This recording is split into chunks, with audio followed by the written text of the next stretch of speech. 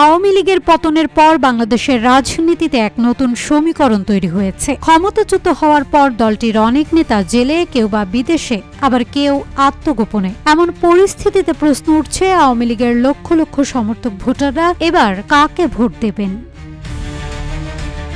বর্তমানে অন্তর্বর্তী সরকার, নির্বাচন কমিশন এবং রাজনৈতিক দলগুলো সবাই আগামী জাতীয় সংসদ নির্বাচনের প্রস্তুতিতে ব্যস্ত।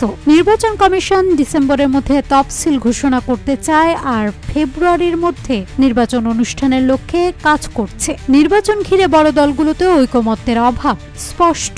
সংবিধান সংস্কার, প্রধানমন্ত্রীর মেয়াদের সীমা, রাষ্ট্রের মৌলিক নীতির মতো গুরুত্বপূর্ণ ইস্যুতে এখনো মতবিরোধ রয়েছে।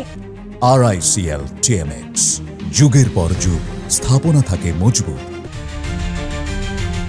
আওয়ামী লীগের অনুপস্থিতিতে বিএনপির নেতারা মনে করছেন আওয়ামী সমর্থক ভোটারদের বড় অংশ তাদের পক্ষে যাবে, কারণ ধর্মভিত্তিক দল কিংবা বাম দল, এই দুই ধারার কোনোটি আওয়ামী ভোটারদের কাছে গ্রহণযোগ্য নয়। জয়ের সম্ভাবনা না থাকলে বামপন্থীদের দিকেও তারা মুখ ফেরাবে না। তবে অনেকেই ধারণা করছেন আওয়ামী সমর্থকদের বড় অংশ হয়তো ভোট কেন্দ্রেই যাবে না। তাদের অনুপস্থিতি নির্বাচনের বৈধতা এবং অংশগ্রহণমূলক চরিত্রকে প্রশ্নবিদ্ধ করতে পারে।